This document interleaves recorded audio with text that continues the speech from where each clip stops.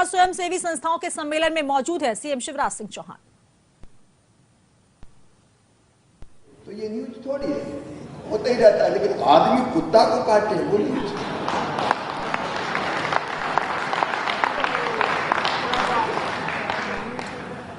अच्छे काम कभी ज्यादा सुर्खी नहीं बन पाती। उससे आपने एक सत्र के जी सुरेश जी बैठे, बहुत अच्छा रखा मक्खन लाल चतुर्वेदी यूनिवर्सिटी से, कि अच्छे काम भी कैसे लोगों की नजर में आए। देखिए समाज में अच्छे लोग ज्यादा है,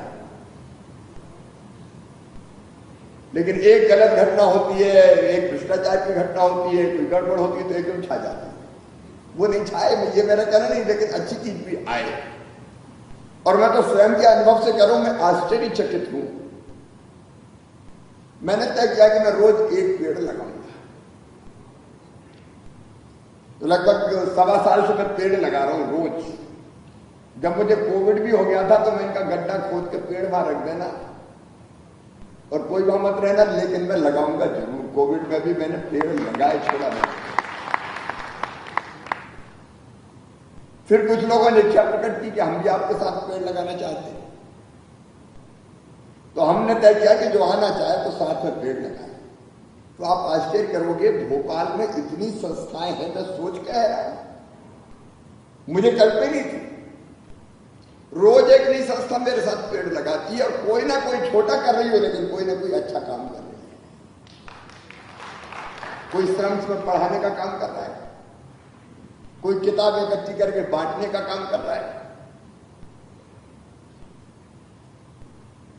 कोई किसी को गरीब को भोजन कराने का काम कर रहा है, कोई सामान इकट्ठा करके कि आपके पास 4 स्वेटर है, आपका 3 में काम चल जाएगा, 1 हमें दे दो, वो जरूरतमंद को देने का काम कर रहा है। कोई कैसे सिंगल यूज प्लास्टिक है उससे मुक्त करे, उसके काम में लगा, कोई स्वच्छता के काम में लगा, कोई पर्यावरण के काम में लगा। बहुत बड़ी संस्थाएं नहीं होंगी, छोटी छोटी होंगी, 10 लोग, 5 लोग, 15 लोग मिलकर करते हैं। और उनमें से अधिकांश ऐसे जो सरकार की अनुदान के चक्कर में नहीं कर रहे, कुछ ऐड मिल जाए, अपनी मेहनत से कर रहे हैं। इसका मतलब क्या है? अच्छा काम करने वाले बहुत लोग हैं, हर एक के मन में होता है कि मैं कुछ ना कुछ अच्छा करूं। उनकी आत्मा को आनंद देता है। अच्छा करने वालों की संख्या बहुत ज्यादा है, और वही जब संगठित होते हैं तो वो स्वयंसेवी संस्था बन जाते हैं, एनजीओ के रूप में परिवर्तित हो जाते हैं, सीएसओ के रूप में परिवर्तित हो जाते हैं, और बड़ा स्वरूप उनका बनता है तो व्यापक काम खड़ा कर देते हैं। अया हम लोगों के दिमाग में आज नहीं, कई वर्षों पहले है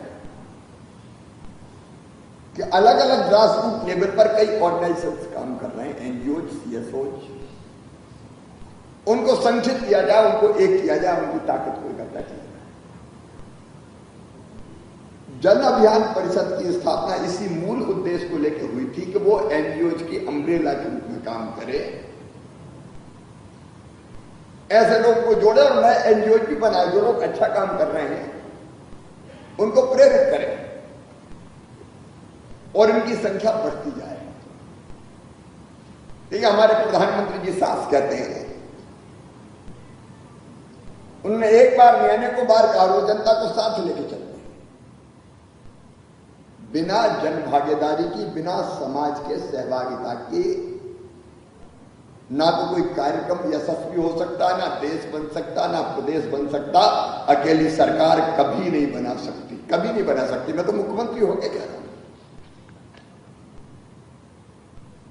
जब तक जनता साथ में खड़ी ना हो।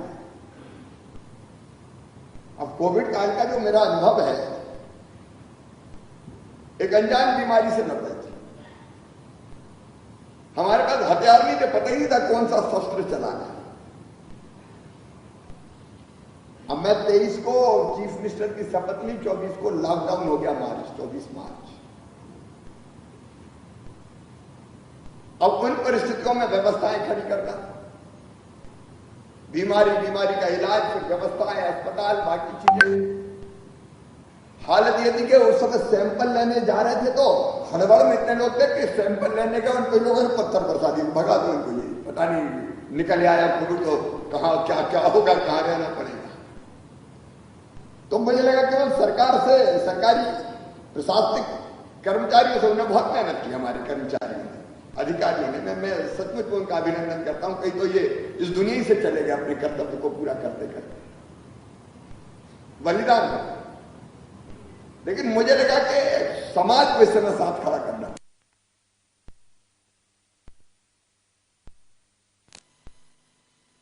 पंचायत में हमने तय किया सरपंचों, पंचायत सचिवों और गांव के समाज सेवी, पंचायत में बनाई, ब्लॉक में बनाई, जिले में बनाई, और फिर तय किया कि ये सैंपल लेने का काम अब केवल सरकारी कर्मचारी नहीं करेंगे, क्राइसिस मैनेजमेंट कमेटी का काम है कि वो सैंपल ढंग से ले पाए। इसके बाद अगर पॉजिटिव निकल गए तो समझा बुझा के फिर उनको कोविड केयर सेंटर में भेजना या आइसोलेशन में भेजना, उसके लिए समझाना, अलग कमरे में कैसे रहे, ये केवल सरकारी कर्मचारी नहीं कर सकता। फिर जब संख्या बढ़ी तो गांव गांव में कोविड केयर सेंटर बने, और वो नहीं बना, क्राइसिस मैनेजमेंट कमेटी के साथ समाज से भी खड़े हो गए, पंचायत भवन को ही कोविड केयर सेंटर बना दिया। क्योंकि अब एक पंचायत में अगर 10-20 निकल आए पॉजिटिव तो फिर अलग अलग कहां लेके जाए।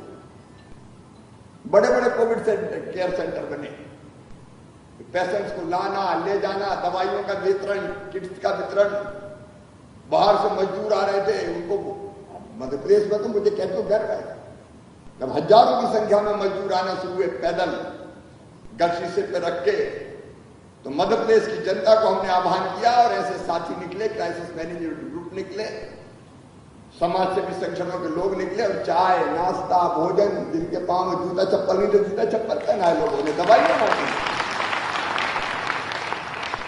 उस कठिन दौर में जनता खड़ी हो गई तो कोविड से लड़ाई आसान हो गई। अच्छा, जब वैक्सीन बनी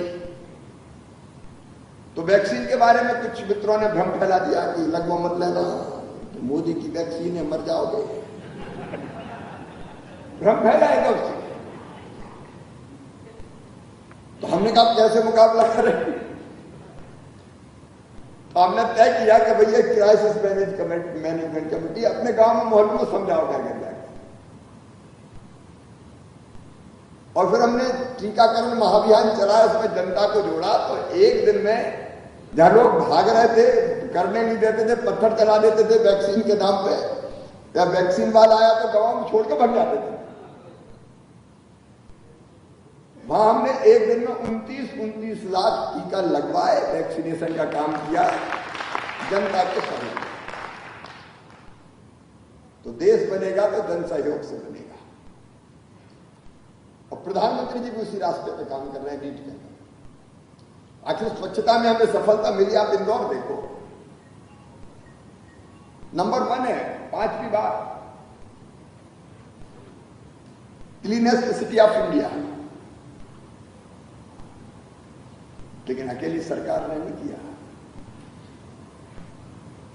मैं घटना बार बार सुनाता हूं, मुझे बड़ी प्रेरणा देती है। एक पत्रकार मित्र मुझे मिलने आए, वो इंदौर से होकर आ रहे थे, बाहर से आए थे दिल्ली से। उनने मुझे घटना सुनाई। एयरपोर्ट पर उतर के उन्होंने टैक्सी लिए, गाड़ी दी,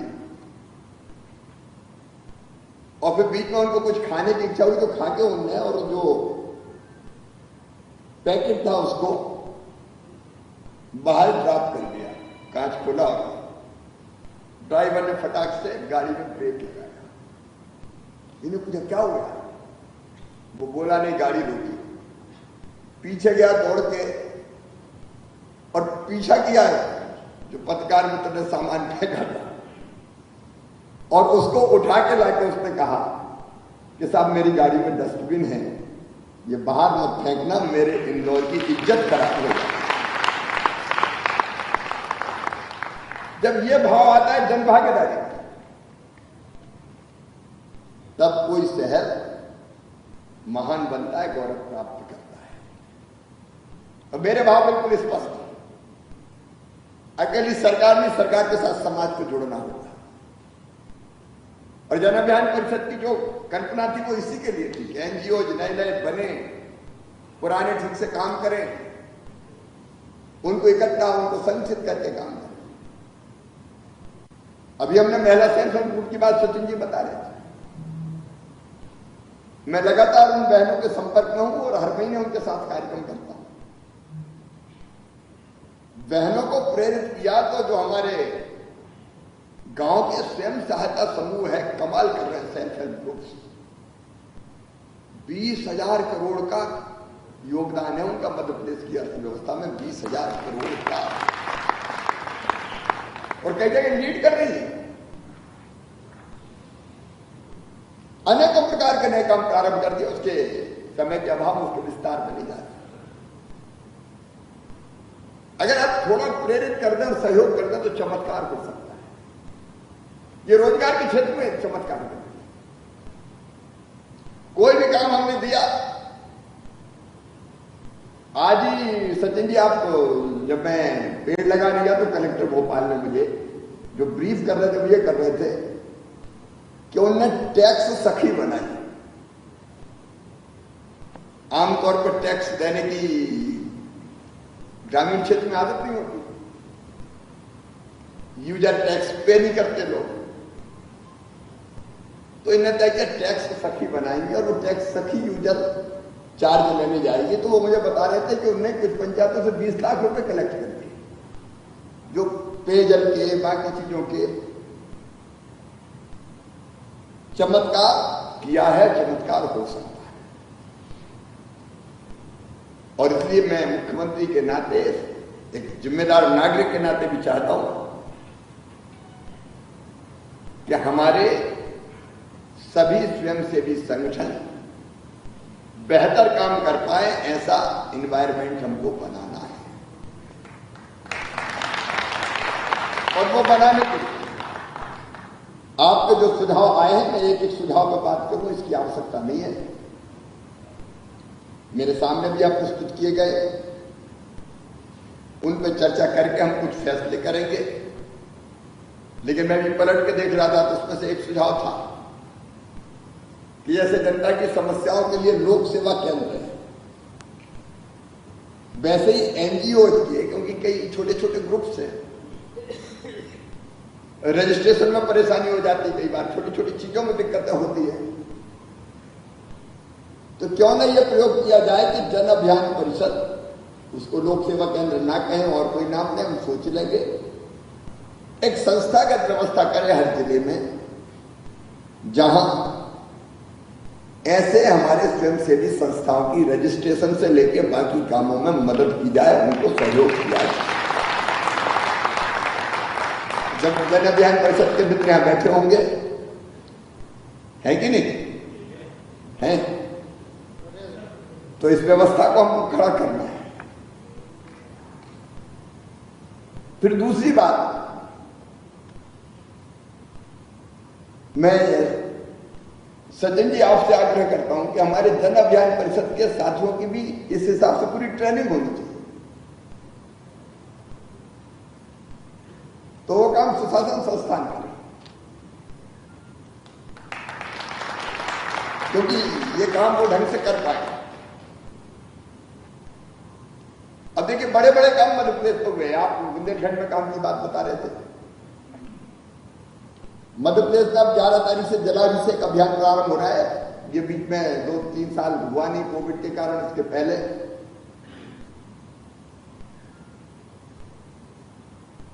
और उसका काम यही है कि चेक डैम, स्टॉप डैम, बोरी बंधान, पुराने तालाबों का जीर्णोद्धार, नए तालाब, रेन वाटर हार्वेस्टिंग के प्रोग्राम्स, जनता के भागीदारी से। जन अभियान परिषद ने क्षेत्र में बहुत अच्छा काम किया पहले, आप पानी बचा सकते हैं। या कई चीजें वो छोटी छोटी है। आपको जान के आश्चर्य होगा, मध्य प्रदेश में 21,000 करोड़ रुपया हम बिजली की सब्सिडी के देते हैं, गरीबों को, किसानों को सस्ती बिजली मिले इसलिए। लेकिन अगर कोई एनजीओ ऐसा हो जाए जो ऊर्जा साक्षरता का काम करे और ये कहे कि भाई फालतू बिजली मत जलाओ, क्या। अब कल मैं रात को सलकनपुर से लौट रहा था, तो मैंने देखा कि रात थी, आधी रात हो गई थी, दुकान बंद थी, लेकिन दुकान के बाहर बल्ब जल रहा था। कोई जरूरत नहीं थी उस बल्ब की, लेकिन ढंग से ऊर्जा साक्षरता अभियान चल जाए तो हम लगभग 4000 करोड़ रुपया प्रदेश की जनता का बचा सकते हैं, केवल बिजली बचा। मैं कामों का विस्तार भी नहीं जाता, अनेकों काम है जो आप कर रहे हैं। और जैसा मैंने कहा कि जन अभियान परिषद इनके लिए उपयोगी हो, बहुत अच्छा एनजीओ काम कर रहे हैं। कुछ लोग जरूर है जो एनजीओ के भाव से बहुत कम लोग होंगे, वो जब कहीं नेता टाइप के लोग घुस जाते हैं, क्या कर रहे हो आजकल? एनजीओ चला रहा हूं।